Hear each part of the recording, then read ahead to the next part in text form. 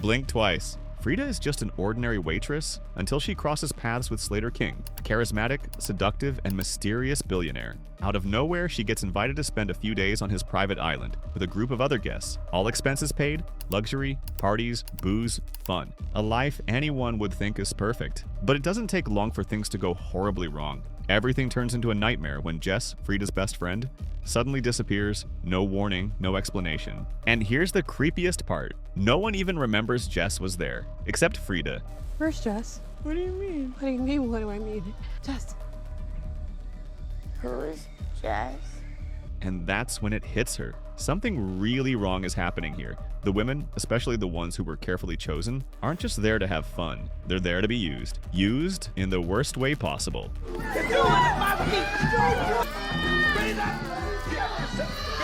She really won't remember any of this.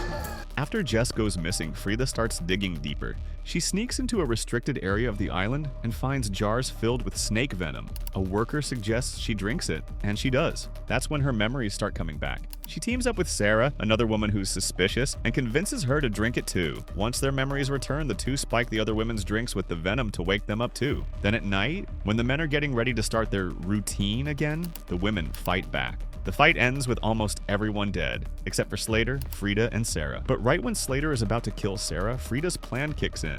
Knowing she couldn't overpower him, she spikes Slater's vape, the one he's totally addicted to, with the same perfume he used to drug the girls. In seconds, Slater is dazed, confused. He doesn't even know why he's there. Frida and Sarah take advantage, tie him up, and escape. And as they say, guess revenge is a dish best served cold. After everything, Frida could have gone to the police, but as she and Sarah talked about before, that wouldn't do much. They were just two women with zero power, and the billionaire could easily erase any evidence. He'd been accused before, and walked away with nothing but a fake apology. So Frida flips the script. She keeps using the perfume on Slater, keeping him memoryless, and with him completely under her influence, she marries him, becomes his wife, the heir to his fortune, and the CEO of his company. Now she's the one in control. Trapped in the swamp. Inspired by a true story, Blackwater turns a simple adventure into a desperate fight for survival. Grace, her husband Adam, and Grace's younger sister Lee decide to take a boat trip through the mangroves in northern Australia with a tour guide named Jim. The day starts calm, the sound of insects and water creates a false sense of peace, until the silence breaks. A sudden attack flips the boat, throwing everyone into the water. What looked like a shadow turns into a nightmare, a massive crocodile. Jim is dragged under first, disappearing within seconds, and panic takes over. Grace, Adam, and Lee climb up the trees, trying to escape the predator circling slowly below, waiting. When Adam decides to try reaching the boat alone for help, the crocodile returns and pulls him to his death. Only the sisters remain, so they make one last attempt to reach the boat. Covered in blood and exhausted, Grace fights to survive, but her injuries are too severe. Alone and devastated, Lee is forced to face the crocodile. She finds a gun on the boat and, trembling with fear and rage, fires at the predator's head, killing it. The swamp finally falls silent. When Lee returns to her sister, it's too late. Grace has died, taking with her not only her life, but also the secret of a pregnancy that would never be revealed. Lee places her sister's body on the boat and rows away alone. Nika's possession. The terror begins on a fateful day in Curse of Chucky, when Nika Pierce, a young paraplegic woman, receives a mysterious package at home, a red-haired male doll wearing blue overalls and a frozen smile. At first, it seems like an innocent gift, but that same night, Nika finds her mother dead, the scene staged as a suicide. Days later, when the family gathers for the funeral, the massacre continues. One by one, her relatives are brutally murdered. Her sister Barb, brother-in-law Ian, babysitter Jill, all of it caused by Chucky, the killer doll, using his old trick, twisting the facts until the truth looks impossible. Nika tries to warn the police, but no one believes her. All the evidence points to Nika, so even though she's innocent, she's convicted and spends the next years in a high-security psychiatric hospital, trapped in a wheelchair and in a story no one believes. But Chucky never forgets his victims. He collects them. 4 years later, in Cult of Chucky, the doll returns, multiplied and crueler than ever. Dr. Foley, a manipulative doctor, convinces Nika that she committed the murders herself and that Chucky was never real. She begins to believe her own guilt until bodies start dropping again. When everything seems over, Chucky punishes her in the cruelest way. He possesses her body, transferring his soul into her. For the first time in her life, Nika can walk, but not by her own will. She becomes the killer's own weapon, fully aware but powerless, trapped inside her own body. Nika crushes Dr. Foley's head with her high heels, then escapes the hospital alongside Tiffany Valentine, Chucky's bride. But what comes next is even more twisted. In Chucky, the series, Tiffany keeps Nika prisoner, afraid that Chucky might possess her again. To prevent that, she mutates her. She amputates Nika's arms and legs, leaving her alive but completely helpless, living in pure torment. Now, Nika survives, but without a body, without freedom, and with the killer himself sharing space inside her mind. The Last Ride.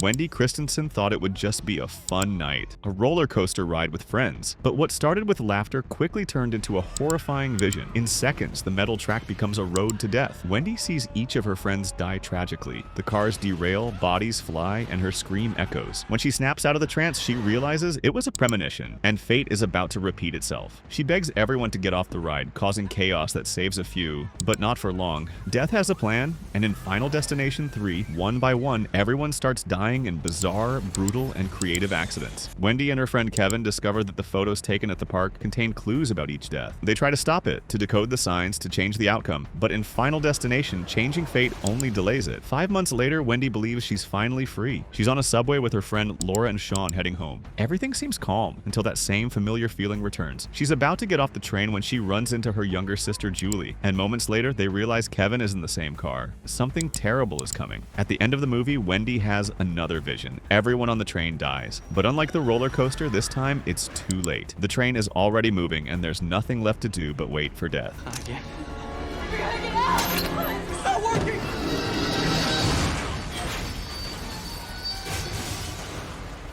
The final trap. What started as an elegant dinner ended in a massacre. Among the guests is Erin Harson, girlfriend of Crispian. Suddenly, the windows shatter and arrows fly through the air, killing one of the guests. Erin is the first to react. The intruders wear animal masks and carry sharp weapons. One by one, family members fall victim to carefully planned attacks. But Erin isn't an ordinary woman. Raised until she was 15 in a survivalist camp with her father, she turns fear into instinct. She builds deadly traps, improvises weapons, and fights with a cold precision that shocks even the killers. The cruelest twist comes when the truth is revealed. Crispian, the man she loved, is behind it all. He and his brother Felix hired the killers to murder their own family and inherit the fortune. Crispian confesses that Erin was never supposed to be harmed. She was meant to be the neutral witness, unconnected to the family. In the final confrontation, Erin is forced to kill Crispian, stabbing the man she loved. When the police finally arrive, Officer Trubiano sees Erin killing Crispian and immediately shoots her in the shoulder, thinking she's the killer. Erin desperately tries to warn him about the traps she set around the house, but he ignores her screams. As he steps through the front door, the axe trap triggers, and the cop dies instantly. The movie ends with Erin wounded and alone among the bodies. She's the only survivor, but also the main suspect in a massacre she didn't commit. The Eternal Survivor. Haddonfield, Illinois, a small, quiet town until one Halloween night when evil comes home. There we meet Laurie Strode, a regular, responsible teenager, the kind who babysits neighborhood kids. But on October 31st, 1978, she learns that true terror can be right across the street. A masked man watches her silently from afar. He's Michael Myers, the killer who murdered his own sister at 6 years old and escaped the asylum after 15 years locked up. Now he's chosen Laurie as his next target. She faces the unthinkable. Armed only with scissors, hangers, and courage, she fights for her life and survives. But in Halloween, surviving doesn't mean winning. The trauma follows Laurie for decades. 40 years later, she's consumed by paranoia, turning her home into a fortress, sleeping with guns nearby, and reliving the sound of his footsteps every Halloween. Her marriage ends. Her daughter Karen grows up traumatized, and her granddaughter Allison barely knows her. But when Michael escapes again, Laurie is ready. She traps him in her house and sets it ablaze with him inside. But evil doesn't die easily. In Halloween Kills, Michael survives and slaughters everyone who tries to stop him. The town descends into chaos. Karen, Laurie's daughter, faces Michael alone and dies right in front of Allison. In Halloween Ends, 4 years later, Laurie finally tries to live again. But when Michael returns one last time, the final battle begins. Laurie defeats him, and his body is shredded in a junkyard as all of Haddonfield watches. She stares at him until the very end, making sure evil truly dies. Before we talk about the next final girl, don't forget to hit that like button if you're enjoying what we do here, and make sure you're subscribed. Trust me, what's coming next gets even crazier. Paradise Lost.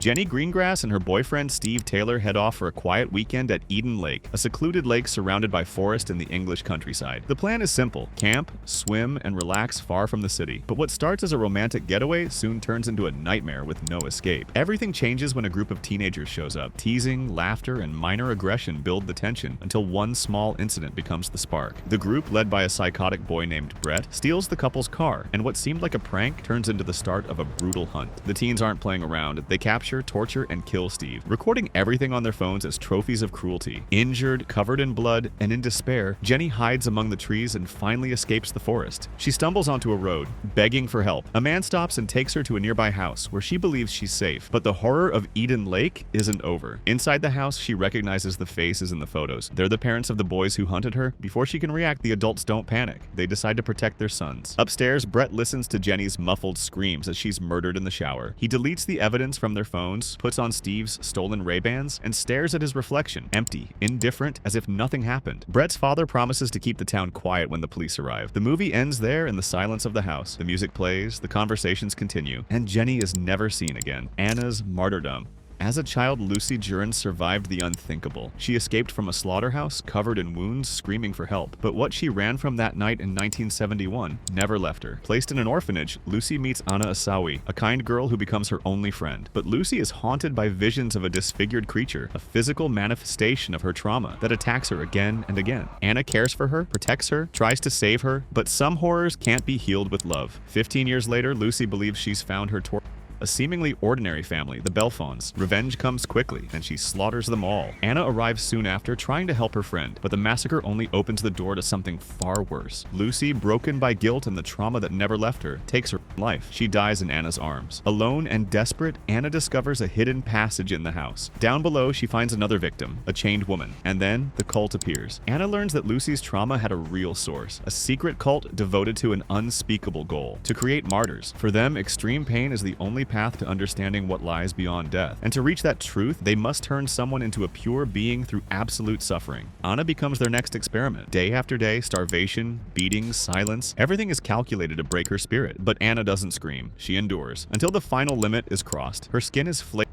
while she remains conscious, staring blankly into nothing. After pushing her beyond all limits, the cult believes they've succeeded. They have a witness from the afterlife. In her final moments, Anna whispers something to Mademoiselle, the cult's leader. Something so devastating that the woman goes upstairs, gathers the cult members, and kills immediately after. But before that, yet when someone asks what Anna said, Mademoiselle replies, "Keep doubting." But what Anna saw, no one will ever know. The film ends in silence, with Anna lying still, staring into nothing. The saddest part is knowing she only went there to help her friend, and ended up suffering it all herself. Calvin, the alien. In the near future, the International Space Station becomes the stage for one of humanity's greatest discoveries, alien life. They name it Calvin, a microscopic organism that grows at an alarming rate. At first, it's fascinating, but soon the station turns into a nightmare. Calvin learns, adapts, and kills. The crew is hunted down one by one with no chance to escape. Scientist Hugh Derry is crushed to death by the creature. Commander Katerina dies frozen in space. Pilot Rory is devoured from the inside out. Only two remain, Dr. David Jordan and Dr. Miranda North. Miranda tries to contain the creature, planning to use 2 escape pods. The plan is simple. David must lure Calvin into his pod and send himself into deep space, while Miranda returns to Earth to warn humanity. David accepts the sacrifice. Both pods are launched at the same time, one with Calvin and David, the other with Miranda. The mission is clear. David must be lost to the void while Miranda saves Earth. But fate is cruel. During separation, Miranda's capsule is hit by debris, damaging its navigation system. Inside the other pod, Calvin uses its strength to force David off course, steering the capsule toward Earth. Miranda's pod drifts into endless space, and David's is the one that lands on Earth. The capsule crashes into the South Pacific Ocean. Fishermen approach, thinking they're rescuing an astronaut. David, wrapped in a strange substance, screams desperately for them not to open it. But when they unlock the hatch, the horror awakens again. Calvin is alive. The camera cuts to space. Miranda's module floats aimlessly through the darkness.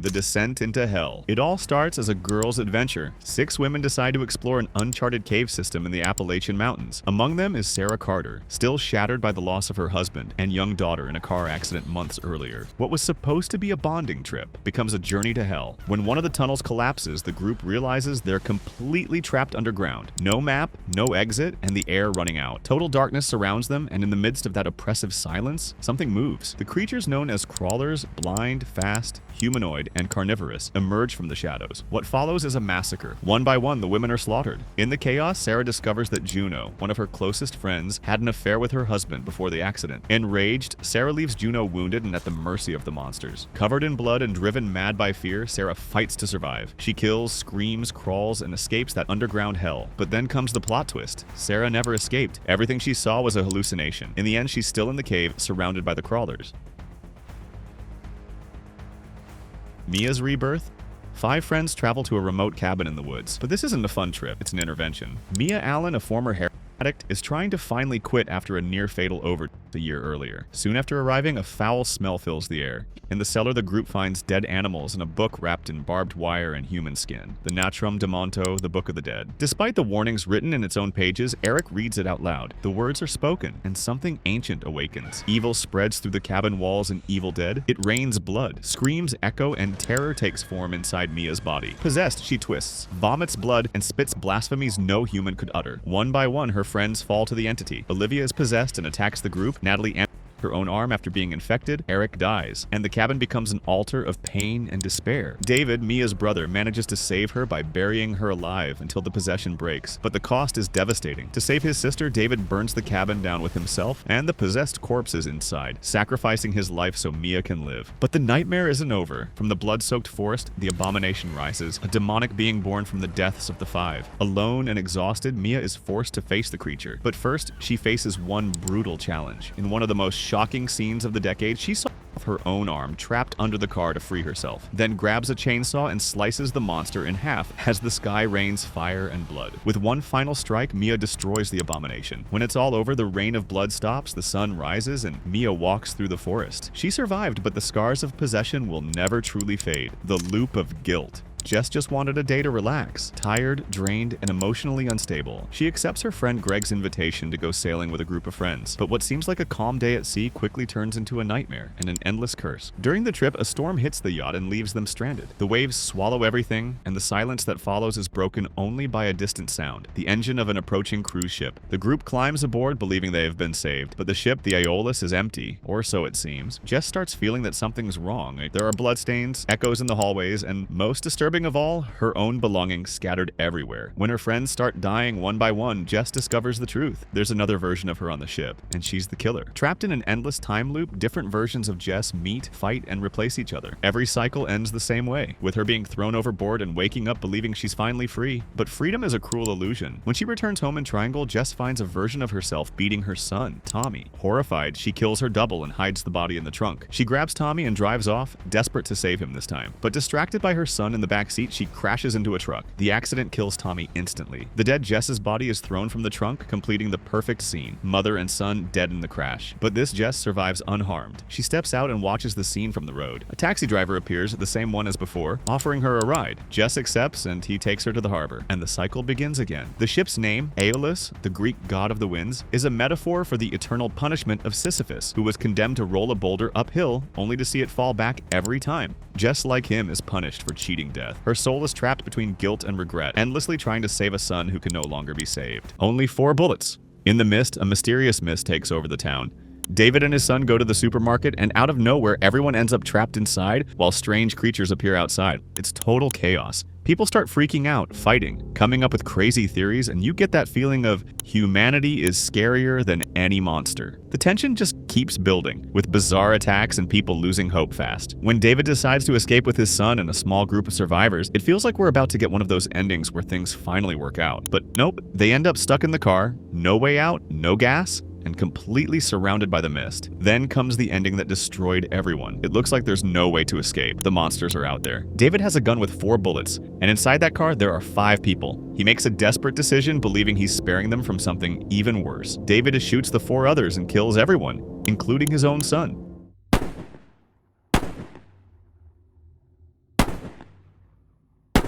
But just a few minutes later, the military shows up, saving people and clearing the area. David realizes that if he had just waited a little longer, everything would have worked out.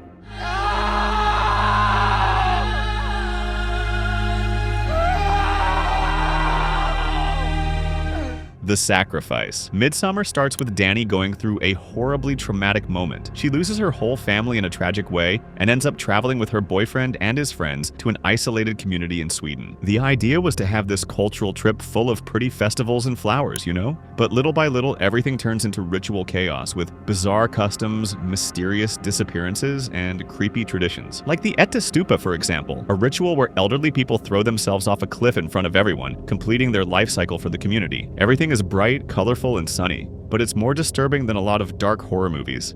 In the end, Dani is completely absorbed into the cult. She becomes the May Queen and takes part in the final ritual where the group decides who's going to be offered up to purify the community from evil. 9 people need to be sacrificed. 8 are already dead, but 1 is still missing. Remember her boyfriend? Yeah, she chooses him as the final sacrifice. While everything burns and he screams inside a stuffed bear, Dani first looks in shock, and then gives this smile that basically says, "Now I belong here." It's disturbing because it's a happy ending for the cult, and in a twisted way, kind of for her too.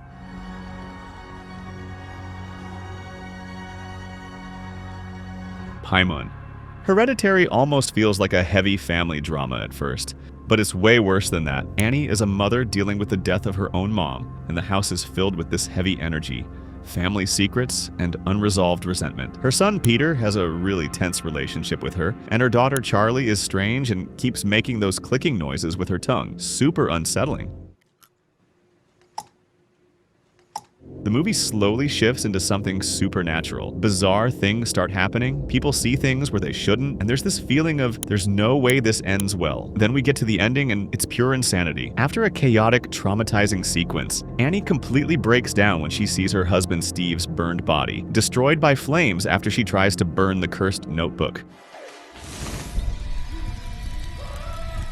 In that moment, something inside her snaps, or better, something else takes over. Now possessed by Paimon, the demon the cult worships, she becomes a completely different creature. Peter tries to escape through the house, but what was once a home turns into a hellish maze. Annie chases him, climbing on the walls like some kind of human insect. In her final act, she uses a piano wire to cut her own neck. Desperate, Peter runs up to the attic, surrounded by naked figures staring at him like worshippers. He jumps out the window, his body hits the ground, and his soul seems to fade away. But when everything goes quiet, his body rises again. Peter ends up being practically guided into accepting this demonic presence. The house turns into a full-on demon cult altar, with bodies, symbols, and an eerie silence. When he stands up, moving weird and with empty eyes, it's clear he's not himself anymore. His grandmother was involved in all of this, even after death, and it all turns into a twisted coronation. A group of followers celebrates the arrival of the demon Paimon like it's some kind of welcome party. In the end, nothing is really explained. It's just despair and the feeling that everything was doomed from the start. And in the end, the grandma gets exactly what she wanted. The demon returns, and evil wins.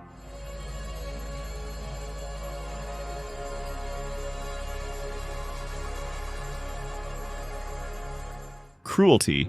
Funny Games starts off looking like a peaceful weekend at a lake vacation house. The Schober family arrives all happy. George, Anna, their son Georgie, and their dog Rolfie. But soon they notice something strange. Their neighbor Fred is with 2 young guys, Peter and Paul, that nobody knows. And there's already this bad vibe in the air. A few minutes later, Peter shows up at the Schober house asking for eggs. He drops them, acts weird, and forces this fake politeness that's super uncomfortable. The suspicious vibe quickly turns into dangerous. When Paul shows up too, the tension gets even worse and things spiral out of control. Rolfie disappears, George gets his leg smashed, and just like that, the family becomes the hostage of these 2 psychopaths.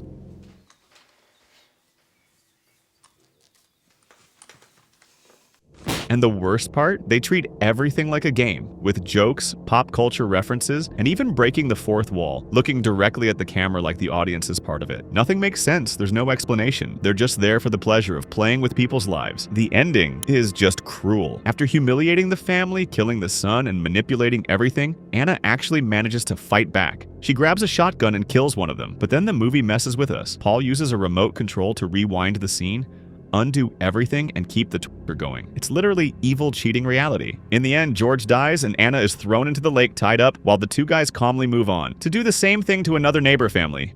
Sean? Ciao, Bella. Nothing changes, nothing gets better. We just watch, powerless, and the movie still looks at the camera like it's saying, "You chose to be here." Beyond the flesh. Martyrs is heavy right from the start. Young Lucy manages to escape from a secret place where she was tortured for over a year. She ends up in an orphanage and becomes friends with Anna, the only person who really tries to help her deal with the trauma. Even so, Lucy is haunted by a horrible creature, a mutilated woman who appears and attacks her, like a monster born from her guilt. Years later, Lucy is absolutely sure she's found the people responsible for what happened to her. She walks into the Belfont family's house and executes everyone in cold blood, convinced she's finally getting revenge. Anna arrives, sees the scene, tries to help, help, but realizes Lucy is completely destroyed inside. That woman who attacks and hurts Lucy? She isn't real, and she's just guilt-made flesh. Lucy can't take it anymore and ends her own life. But then the real horror begins. Anna finds a secret passage and discovers another victim still alive, which means Lucy was right the whole time. And even worse, there's a cult that tortures people to try to see what's beyond death, because in their minds only the truly martyred can see the supernatural. And that's when the worst happens. Anna becomes the next experiment and goes through a living hell. Seriously, what happens to her can't even be described properly. It's way too graphic for YouTube, like being flipped live, for example. But she ends up transcending in this state of unbearable pain.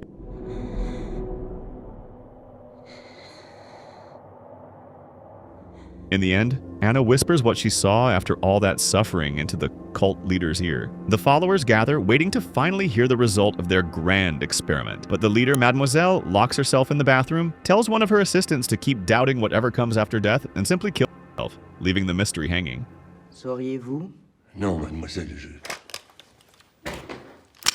Doutez, Etienne. The Barrel, Megan is Missing, starts out looking like one of those teen dramas about how dangerous the internet can be. But it ends up being absolutely traumatizing. Megan and Amy are best friends, but total opposites. Megan is popular, always at parties, with a rough past and a terrible relationship with her mom. Amy, on the other hand, is shy, comes from a loving home, super innocent, and still sleeps with her stuffed animals. Even so, they complete each other, that kind of unlikely but genuine friendship. Everything changes when Megan meets a guy online, Josh. He says he's 17, claims his webcam is broken, and talks in this mysterious, charming way. Even with a bunch of red flags, Megan falls for it. Amy gets suspicious but trusts her friend. Then Megan decides to meet Josh behind a restaurant and disappears. The school doesn't care. Her friends mock her, but soon the story hits the news. Security footage shows Megan being dragged away by an older man, and from that moment, it's pure dread. Amy starts investigating on her own, and that's when things spiral out of control. She tries talking to Josh, confronts him, but it's too late. While recording a video under a bridge, a man grabs her. Amy disappears too. The police later find her camera in a trash can. At the end, we see disturbing footage from the recovered camera. Amy being held captive, begging for her life, trying to survive.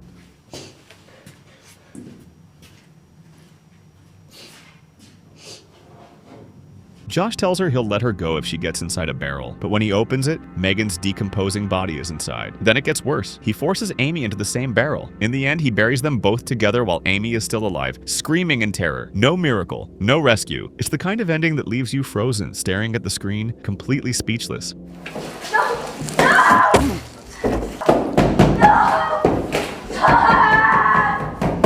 Mirror Death. In Mirrors, the story follows Ben, a former detective trying to rebuild his life as a night security guard at an abandoned department store. The place is full of mirrors, and they're definitely not just reflecting dust and decay. Ben starts seeing strange things, reflections moving on their own, objects shifting, and something lurking beyond the glass. When he finds a note with the name Essaker, things get even weirder. Then comes one of the film's most shocking moments. Angela, Ben's sister, is about to take a bath. She looks in the mirror and steps into the tub, but her reflection doesn't move. It stays there, staring back at her. Suddenly, the reflection of Angela puts its hands inside its mouth and starts tearing its own jaw apart. And at the same time, it happens to the real Angela in the bathtub. She screams in horror, her mouth tearing wider and wider. It's brutal and deeply disturbing.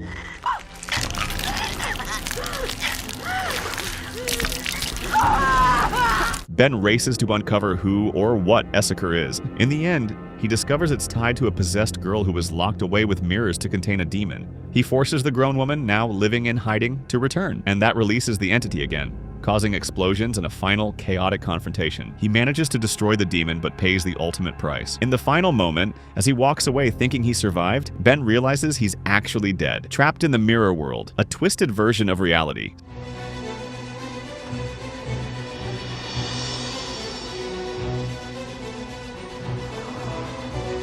Miracle treatment. Imagine waking up one day and realizing something strange is growing on your face, and it has a life of its own. That's exactly what happens to Rose. A young fashion designer whose life turns into a nightmare after a horrible accident leaves her disfigured. Desperate, she agrees to take part in an experimental treatment with skin grafts and tissue made from stem cells. The procedure is led by Dr. William Burroughs, who promises miraculous results. And yes, her looks do improve, but the price is steep. A parasite begins to grow on Rose's face, along with an uncontrollable hunger. Every time she attacks someone, her victims are infected with a kind of mutant rabies that transforms them in just minutes. While chaos spreads, eccentric fashion designer Gunter decides Rose will make her big fashion debut on the runway, using her best friend Chelsea as the main model. Brad, Rose's ex-boyfriend, suddenly reappears in her life, but by then the outbreak is already spiraling out of control. Chelsea kills Gunnar and ends up shot by the police. Desperate, Rose and Brad go looking for Dr. Burroughs to understand what's happening, but the visit turns into a trap. He locks them up and reveals the tissue used came from his own wife, his first test subject. She had cancer, died, and became a mindless living mass. Burroughs' plan is to keep Rose and her parasite, which he believes holds the secret to immortality. But she fights back, cuts off the monstrous appendage, and apparently dies along with Brad, only for Rose to wake up again. Burroughs, without a shred of mercy, announces that he's going to keep her locked up for research, now that the epidemic has been cured.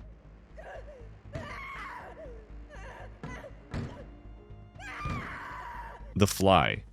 Would you step into a machine that promises to teleport your body to another place in seconds?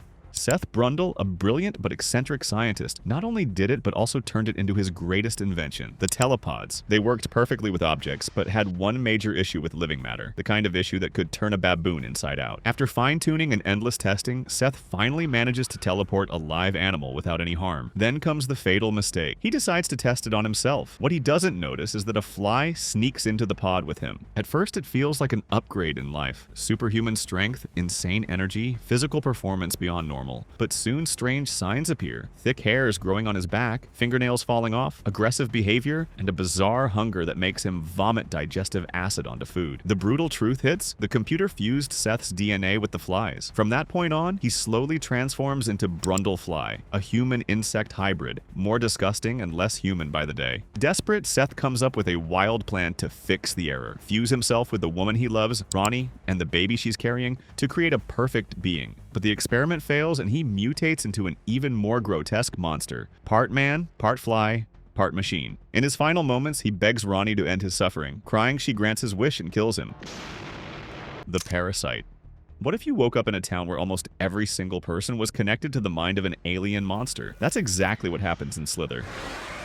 It all begins when a meteorite crashes in Wheelsey, a quiet town in South Carolina. Out of it comes an extraterrestrial parasite that infects Grant, a wealthy local man. The creature takes over his body and mind, and Grant begins to transform into a tentacle-covered monster. As if that wasn't gross enough, he also kidnaps a woman named Brenda and uses her as an incubator for the alien larvae. Grant's wife Starla realizes something is very wrong. When he tries to attack her, the police step in, but Grant escapes. During the manhunt, Sheriff Bill and his team find Brenda, now grotesquely swollen. Then she explodes, releasing dozens of slugs that crawl into people and turn them into part of a hive mind controlled by Grant. Something far worse than just dying. His goal is to consume everything and everyone, though. In a twisted way, he still loves Starla and wants her by his side. The survivors figure out the only way to stop the plague is by killing Grant. The final showdown happens at his house, where his body is already fused with multiple infected hosts. Amid tentacles, gunfire, and pure disgust, Starla and Bill manage to pump the monster full of gas and blow him up, killing all the infected at once.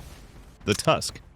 Imagine waking up and realizing someone cut off your leg, and that's just the start of the nightmare. That's what happens in Tusk, when Wallace, an arrogant, self-absorbed podcaster, travels to Canada chasing a bizarre story and ends up meeting Howard Howe, a seemingly friendly ex-sailor with a screw loose. After drinking drugged tea, Wallace wakes up trapped, missing his leg, and gets fed the absurd excuse that he was bitten by a poisonous spider. But the truth is much worse. Howard wants to turn him into a walrus, literally. The project involves sewing Wallace inside a suit made of human skin, with tusks carved from the bones of his amputated legs. As the surgeries and mutilations continue, his sanity dissolves until his mind is completely reprogrammed to believe he is a walrus. Howard, obsessed with the animal that once saved his life, reenacts a final showdown with Mr. Tusk, using Wallace as a stand-in, and loses, killed by the massive improvised tusks. When Wallace's friends finally arrive, they don't find a man, but a grotesque creature grunting and living like an animal. And the worst part, a year later, he's still trapped in that deformed body, living in isolation at a wildlife reserve, fed only out of pity. He still cries, which suggests some part of the man survives inside, but that's exactly what makes his fate crueler. It's not just about being turned into a monster, it's being forced to feel and remember who you used to be. In this case, death would have been an act of mercy. Identity change.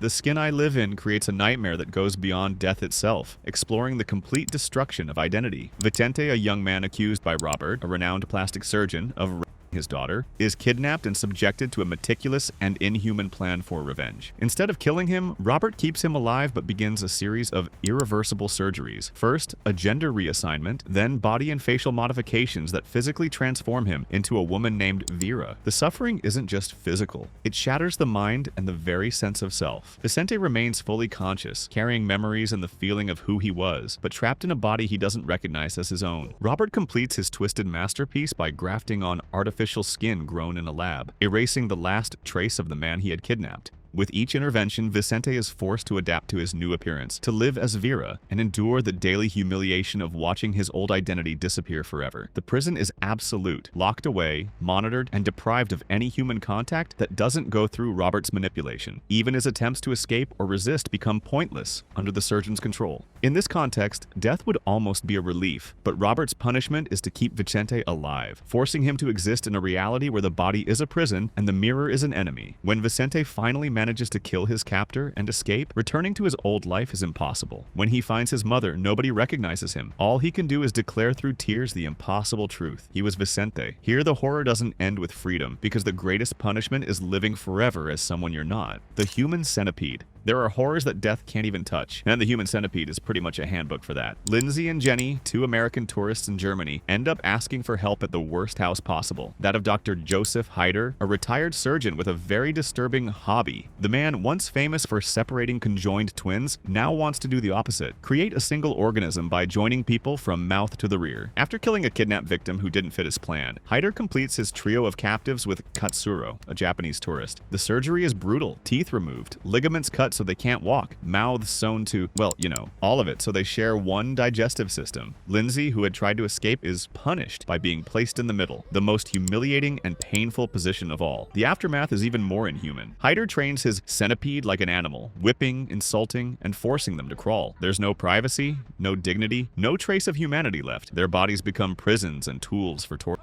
Even when death starts closing in, like with Jenny, the suffering doesn't end. Surrounded by the corpses of her companions and with no way out, Lindsay remains alive, stitched up, alone, with the certainty that if she doesn't die soon, she'll go on existing in that unbearable state. And that's where the human centipede hits its most disturbing core. Death would be a release, but it doesn't come. There's only the sound of Lindsay's sobs echoing in an endless void. The Thing.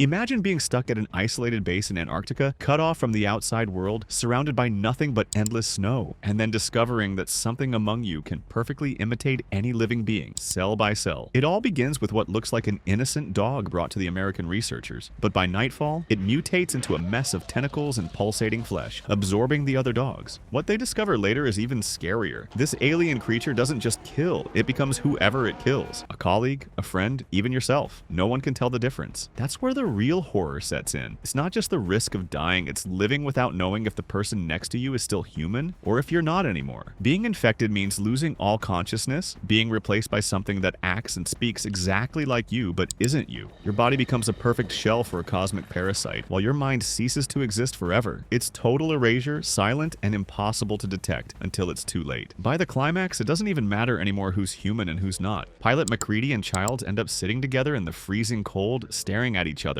knowing that maybe one or both of them is already the Thing. No certainty, no hope, just waiting for the end or the next transformation. And that's the part that really freezes your blood. Death is clear and final, but the thought that you could keep walking, talking, laughing without actually being you, that's a fate far crueler. The Blob.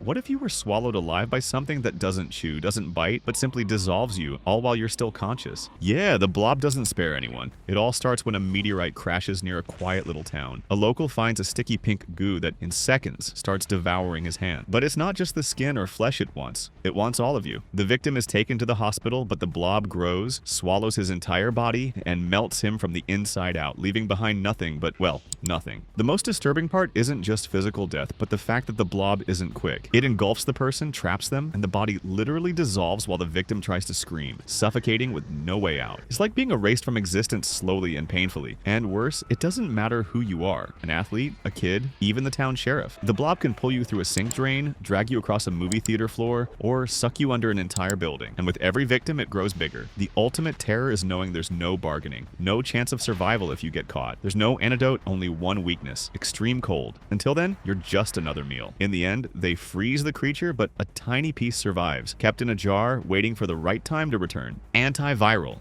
Have you ever imagined a world where viruses and diseases are valuable? Don't worry, you'll get it in a second. Sid March works at the Lucas Clinic. The company sells celebrity diseases to fans who want to feel closer to their idols. He's the type who loves shortcuts. He uses his own body to incubate pathogens and sells them on the black market. One day, he's assigned to collect blood from the clinic's biggest star, Hannah Geist. She's sick, but instead of following the plan, Sid injects himself with her blood. Soon, the fever and hallucinations begin. The console he uses to crack the virus's security breaks in the process. The next day, he learns that Hannah has died. Her illness becomes the hottest thing to sell. Levine, a black market dealer, discovers Sid is carrying the deadly virus and forces him to give blood samples. But Hannah isn't really dead. She's hidden away, terminally ill, exploited by rival companies. Sid finds out he's been infected with a modified version of one of her past illnesses. The virus is designed to be impossible to analyze. Things only get worse. Levine kidnaps him to broadcast his death in a twisted reality show. Sid escapes and discovers that the company Vole and Tesser infected Hannah on purpose to profit from a patented pathogen. He strikes a deal and starts working for them. In the end, Hannah becomes a grotesque cell garden. Sid keeps selling viruses extracted from her. In one of the most disturbing moments, he slices off one of Hannah's grown limbs and drinks the blood. Living in that world turned out to be far worse than simply dying.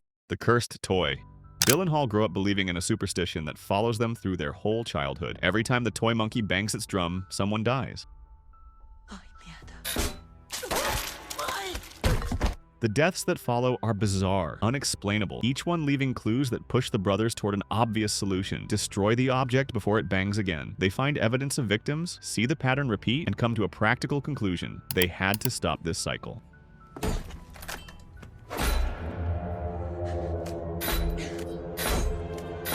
But in the classic horror ending that Stephen King loves so much, the evil isn't truly destroyed. As kids, Bill and Hall lock the monkey inside a box with a padlock and throw it down a well, believing that would get rid of it. Decades later, the object comes back to haunt their lives, proving it was never really defeated, just waiting for the next chance. In the end, Bill believes he's found a permanent solution. He keeps the monkey locked in his car, swearing never to let anyone start the engine again. But that decision isn't a victory, it's just desperation. In the post-credits scene, the truth comes out. The evil was never locked away.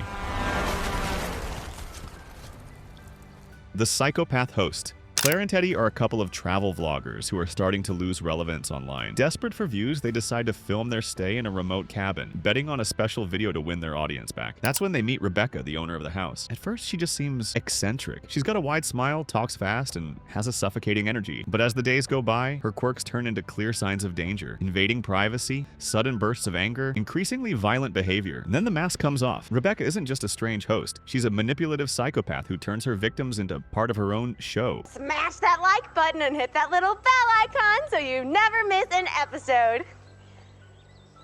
Claire and Teddy try to fight back, but it's all in vain. At the height of the film, Rebecca goes completely insane, killing without mercy, laughing in front of the camera, turning blood and despair into a spectacle. The final scene is a gut punch. Rebecca records her final performance, happy, satisfied, as if she had just given the world the perfect content. This is Betty Lou 52 signing off. Don't forget to like and subscribe. Evil wins because not only does she survive, she also turns the tragedy into entertainment. The Reporter. In the Storm Drain segment of VHS 94, we follow reporter Holly and her cameraman Jeff on a really dark investigation. They're chasing the legend of Ratma, a bizarre creature, half man, half rat, that supposedly lives in the city's sewers. At first, it just seems like another sensationalist news piece, but things change fast. What is it? I don't know. Holly and Jeff willingly go into the sewers to hide from someone watching them, but they end up being caught by a creepy cult that worships the creature. And then the impossible happens. Ratma actually shows up. Not for me to answer evil for evil. We leave that. Jeff is brutally attacked, and the creature spits a disgusting black slime on him that eats him from the inside until he dies. Holly apparently manages to escape. After a commercial break, the co-anchor explains that Holly was rescued from the sewer and returned to work, but that relief doesn't last long. People are already lining up to Ratma the Hayride's Apple Ratma, and of course, to see who will be crowned the festival's largest Ratma. During the live news, Holly keeps her professional persona, but she starts saying the name Ratma randomly in the middle of sentences, and then vomits the same black slime onto her colleague's face. Okay, why don't we cut to commercial? Jesus Christ.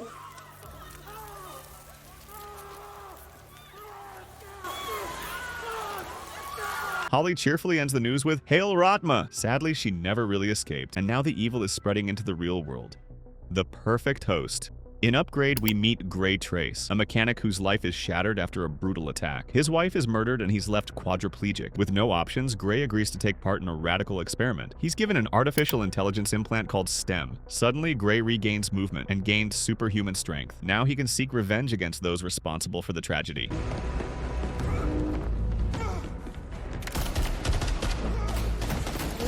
But as the movie goes on, the truth comes out. Gray discovers nothing was an accident. The attack that ruined his life was actually planned by STEM itself. The plan was simple but terrifying. Take possession of a perfect human body, and Gray was just the ideal host. He tries to resist but is too late. His consciousness is trapped in a dream simulation where he believes he's happily living with his wife. Gray's not here anymore.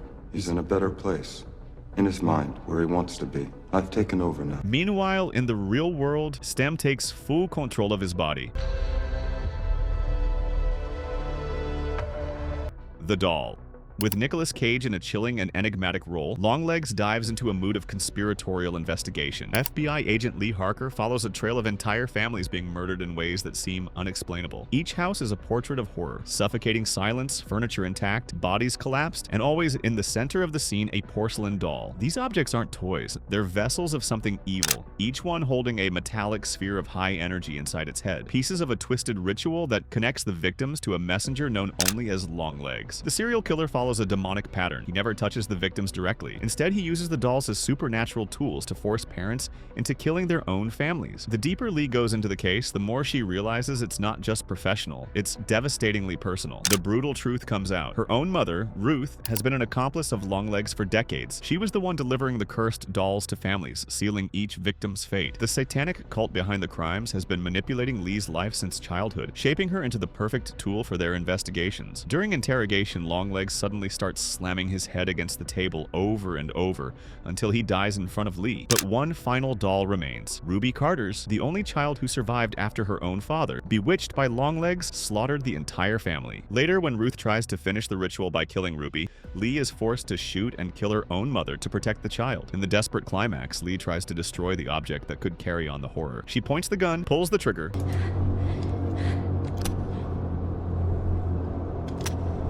but only empty clicks echo in the silence. She was out of bullets, leaving the doll untouched, intact. And in Longlegs' final sinister words, "Hail Satan," the evil echoes as a promise that the cycle will never end. Hail Satan. The Devil's Child. In The Omen, we follow the seemingly ordinary life of little Damien Thorn, but from early on, strange signs surround the boy. Bizarre deaths, unexplainable accidents, and the constant presence of an invisible evil. As Damien's parents try to figure out what's happening, the revelation is disturbing. He isn't just an ordinary child, he is the Antichrist, and wherever he goes, evil leaves its trail. At the end of the movie, the father tries to do the unthinkable, sacrifice his own son to stop the apocalypse. But he fails and Damien survives, and the final scene is one of the most iconic in horror. The boy, in silence, stares straight into the camera.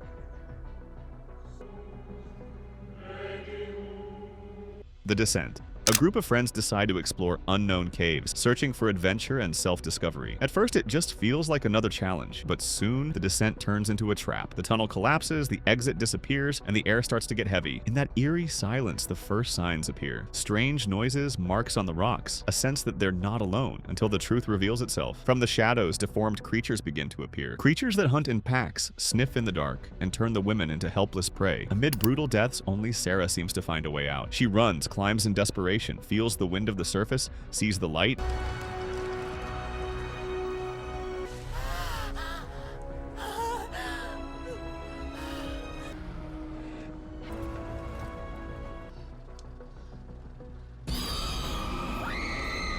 but it's all just an illusion. The camera reveals she's still down there, alone and surrounded by dozens of monsters, with a look of pure despair. The Forest of Cruelty. Steve and Jenny, a loving couple, seek peace in a countryside retreat, but their calm is shattered by a group of arrogant, cruel teenagers. What starts as an annoyance turns into an absolute nightmare. Thefts, assaults, relentless chases begin to happen, all recorded on their phones, as if it were a game. The group brutally beats Steve, ties him up, and after ruthless torture, kills him right in front of Jenny. When the violence against him is over, all the boys' attention turns to her. Jenny runs in despair, scratched, covered in mud, but determined to survive. She finds a house. It seems like the torment is finally over.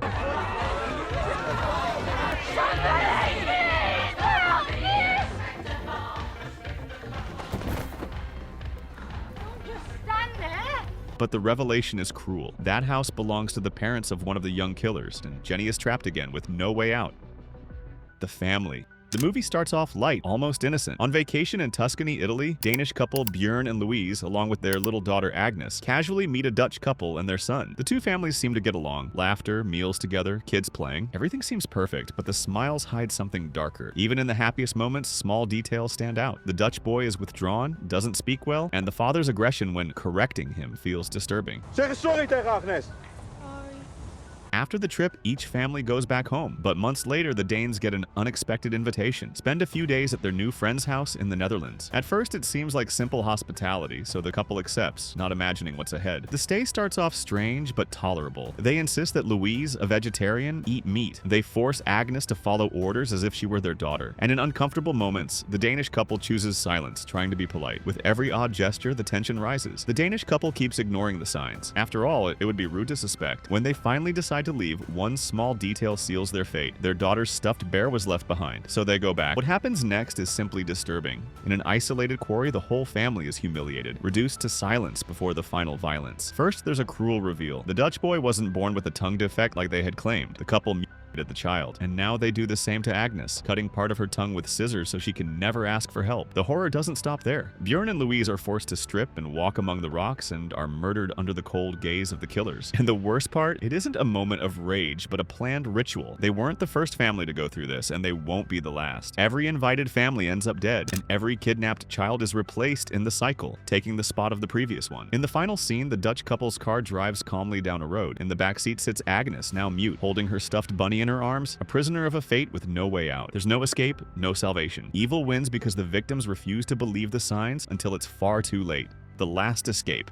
In House of 1,000 Corpses, we follow a group of young people who decide to hit the road across the United States in search of bizarre roadside attractions. What seemed like just another eccentric stop quickly turns into a real nightmare.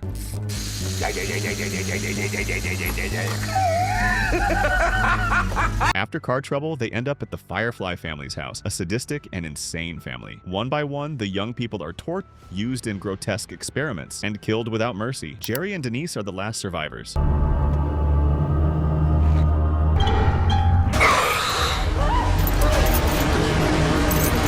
Both are placed inside a coffin and lowered into a pit where they stumble upon the underground lair of Dr. Satan, a mad doctor who performs nightmarish experiments on his victims. Denise watches in horror as Jerry's life is taken by Dr. Satan, screaming as he dies right in front of her eyes.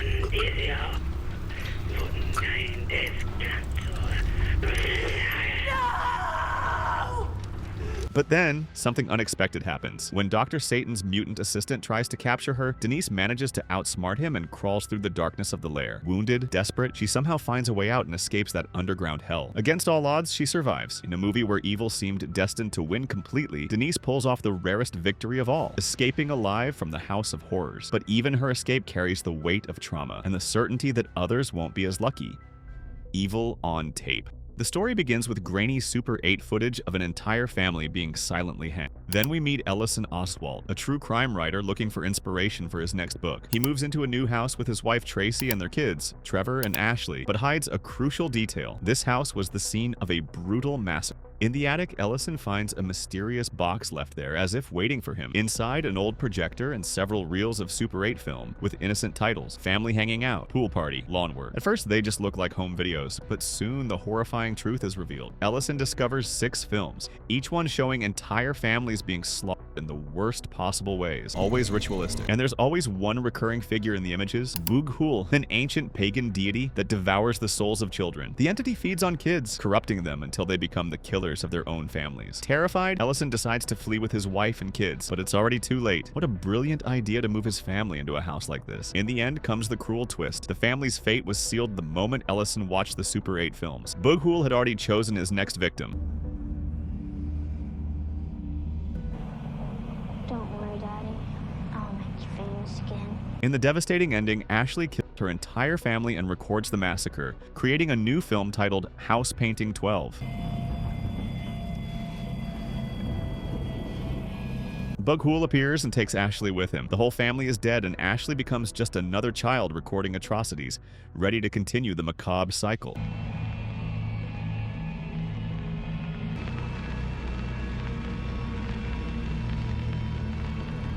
The Box.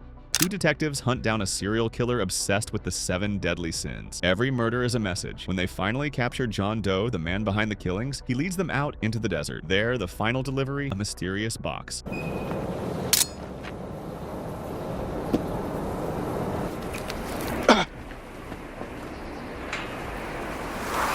Inside, the head of Mills's pregnant wife, the sin of envy committed by Doe. Now Mills faces the choice: restrain his fury or fall to the sin of wrath. He hesitates, screams, shakes, and then fires multiple shots at Doe.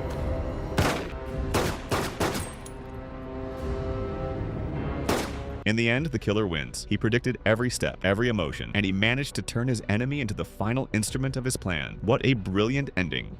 The Antichrist. In rural Argentina, two brothers stumble upon a body cut in half. Soon they realize it's not just a corpse, but a rotten man possessed by a demonic force that threatens to spread. And it does spread. In one of the most disturbing scenes, the brothers visit a house where they find a terrifying sight. On the bed lies a man in decomposition, motionless for days. No stench, no flies, as if he didn't follow the natural rules of death. The investigators, terrified, keep watch day and night, recording every detail. The atmosphere grows more suffocating, because even though he doesn't move, the corpse radiates the sense that something awful is about to happen. Without the help of the cleaner, a sort of a priest exorcist who is already dead, the brothers try to solve the problem on their own. They improvise a cart, tie the deformed body to it, and drag him away, believing they're saving the community. But along the way, disaster strikes. The body slips off, hits the road, and the rotting flesh bursts open. Their mistake gives the evil exactly what it needed: freedom from a dog devouring a child.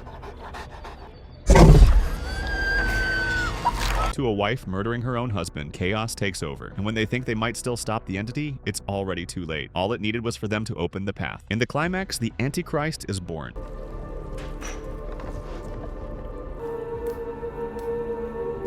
Evil triumphs because, unlike classic exorcisms, here there are no holy rituals, no priests, no salvation, only ignorance, fear, and blood.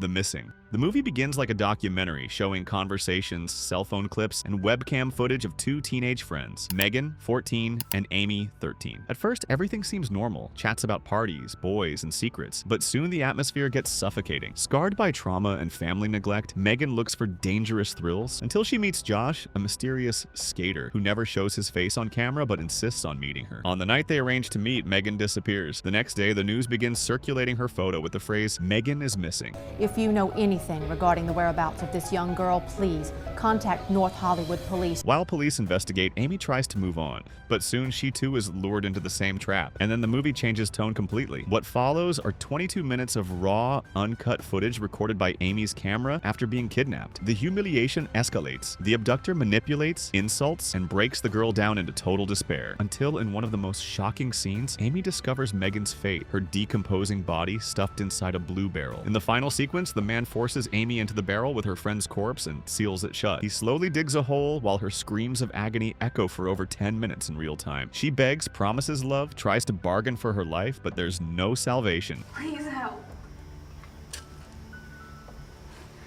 What do you want me to say? I love you. No! The barrel is buried and silence takes over the screen. Megan is missing ends with no hope, no justice, no explanation. Contract with Hell.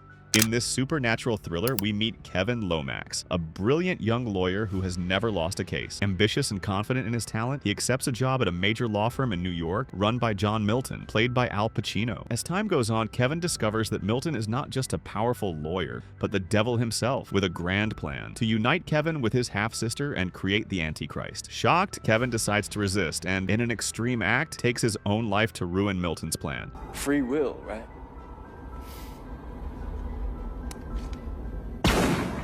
However, the film reveals that everything is part of an inevitable cycle.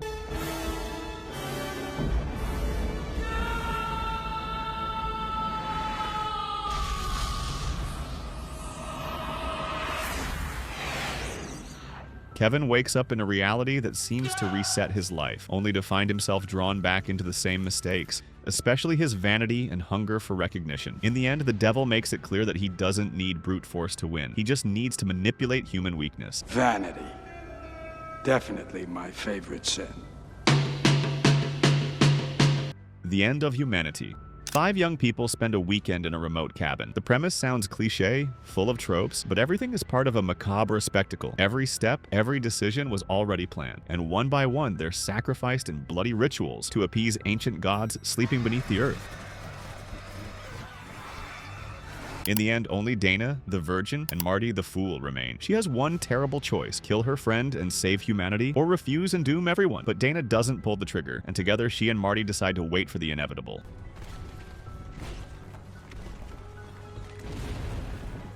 The movie ends with the end of humanity. Turning into a prawn. Have you ever wondered what it would be like to turn into an alien? In District 9, this isn't some cute sci-fi concept. It's a sentence of isolation, disgust, and dehumanization. And for Wikus van der Marwe, this becomes a reality way crueler than death.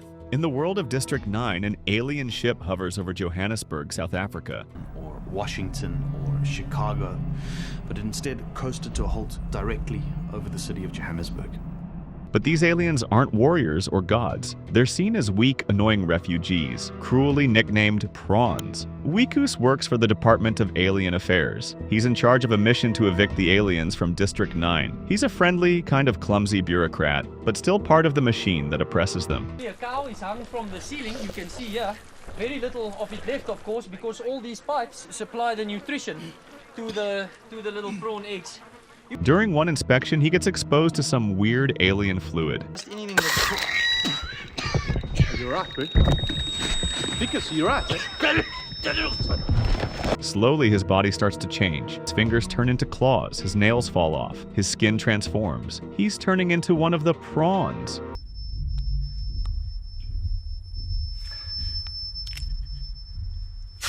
What is happening to Mom? Just breathe deep. What is happening to Mom, doctor? What started as an eviction mission becomes a desperate fight for survival. But the government doesn't capture him to help. They want to study him, dissect him, and use his new alien biology to activate alien weapons. Fire! To them, he's not a person anymore, he's a resource. Wikus escapes, but now he's being hunted like an animal. The whole world turns its back on him. Even his wife thinks he's too contaminated to ever come back. With nowhere else to go, he returns to District 9, but now as one of them. And only now does he truly understand the pain he helped cause. But it's too late. By the end of the movie, Wikus is fully transformed. His body isn't human anymore, but he still remembers, he still feels, and he lives hidden, waiting, hoping that maybe one day someone will save him.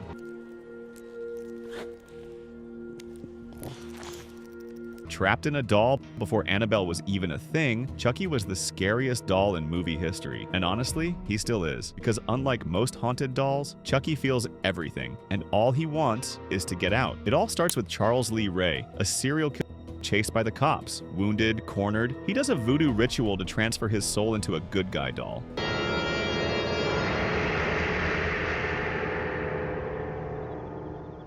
From there, Night the Terror doesn't come from a monster. It comes from a tiny toy, holding a knife, with a killer trapped inside. Chucky kills, he tortures, he tricks people, and he feels everything. Every fall, every bullet, every burn. He feels it all like he's still human. And worse, he hates being in there. Being a doll wasn't freedom. It's a prison. That's why he's so desperate to transfer his soul into a human body. Anybody. Even a kid's. Told you. We were gonna be friends to the end. And now it's time to play. Chucky isn't just cruel, he's desperate. The longer he stays in the doll, the more his soul fuses with the plastic. And if he doesn't switch bodies soon, this will be his body forever. Even after being burned, decapitated, blown up, he keeps coming back. With his broken body, scarred face, and a curse that never ends. No matter how many times he dies, and somehow, he always comes back. Trapped inside your own mind. You know what makes us human? The freedom to be ourselves. Now imagine losing that, being trapped inside your own body, watching your life play out through a screen, without being able to do anything. That's the real horror in Get Out. And yeah, it's definitely worse than death. Now, sink into the floor. Wait. Sink.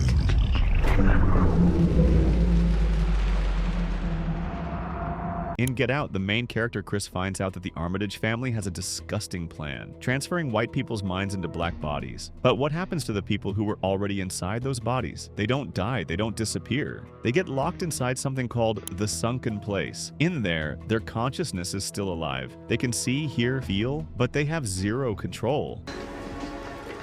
So, is it true? Is it better? Wow.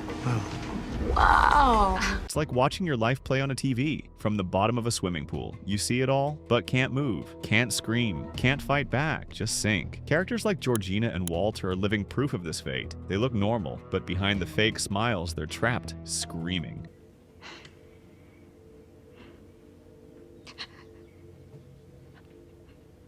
At the end, for just a few seconds, their real consciousness breaks free, and they choose death because death is better than living like this.